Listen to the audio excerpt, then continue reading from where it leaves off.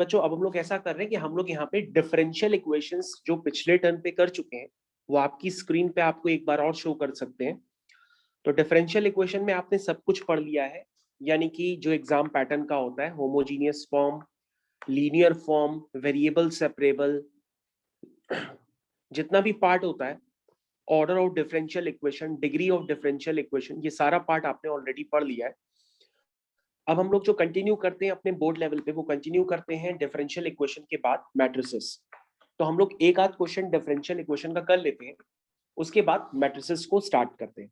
तो I hope आप सभी को मेरी आवाज आ रही है। तो हम लोग क्लास अब यहाँ से कंटिन्यू कर रहे हैं। ठीक है बच्चों, अब क्लास यहाँ से कंटिन्यू ले रहे हैं। तो सबसे पहले बच्चों यहाँ पर हम लोग एक क्वेश्चन डिफरेंशियल इक्वेशन का करेंगे। काफी इजी टाइप क्वेश्चन है, आप भी कर सकते हो। तो let's start the first question of differential equation. Show that show that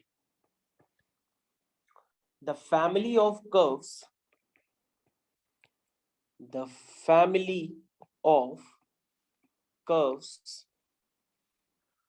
for which the slope of tangent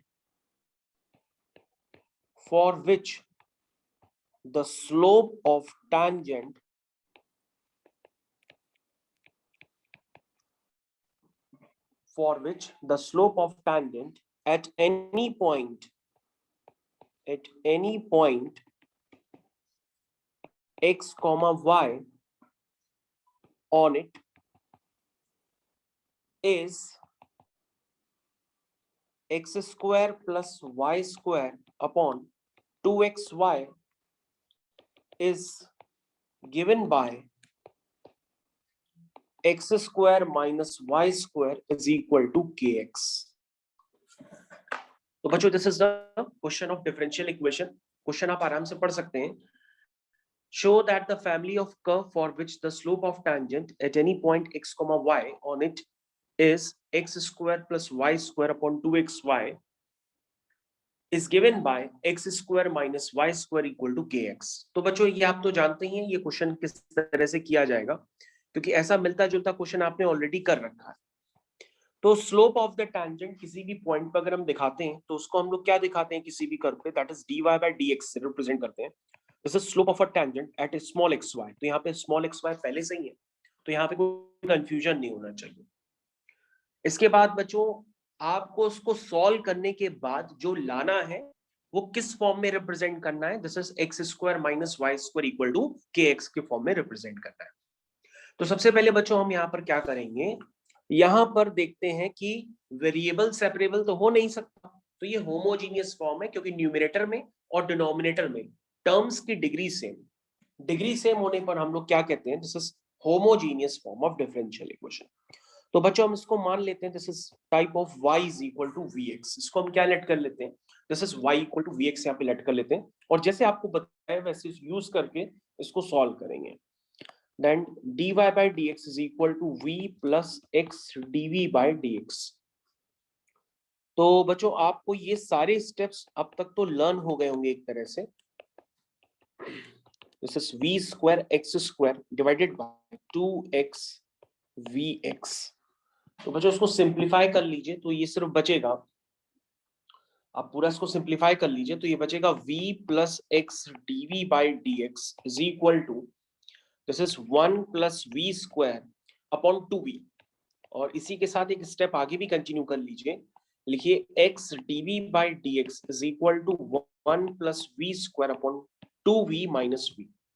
अब बच्चों इसको सिंप्लीफाई करेंगे आप, तो मैं डायरेक्टली लिख देता हूं। जो डिफरेंशियल इक्वेशन आपकी फॉर्म होगी वो फॉर्म होगी बच्चों this is 2v upon v square minus 1 dv is equal to minus 1 by x dx। आप इसको इस तरह से लिख सकते हैं, लेकिन आपको थोड़ा सा सिंप्लीफाई एक स्टेप में और करना था। तो यहां तक कि सारे स्टेप सभी बच्चों को क्लियर है, लेकिन हमें इसको सॉल्व करने पे जो कर्व चाहिए वो हमें पहले से ही दिया है, इसलिए हमें उसको ही जनरेट कराना पड़ेगा। तो बच्चों इसमें v स्क्वायर माइनस 1 को हम t मान लेंगे तो 2v dv dt में चला जाएगा। ये फाइनली आ जाएगा ln mod v square minus 1 is equal to, ये हो जाएगा माइनस ln mod x और कांस्टेंट ऑफ इंटीग्रेशन को LNC ही लिख देते हैं क्योंकि ये सब मॉड में है तो उसको भी मॉड में ही लिख दिया। अब ये बच्चों बन गया ln v² minus 1 is equal to ln mod of c by x। तो यहां तक के सारे स्टेप हर बच्चे को क्लियर होने चाहिए। अब इसको डायरेक्टली लिख सकते हैं आप v² minus 1 is equal to c by x।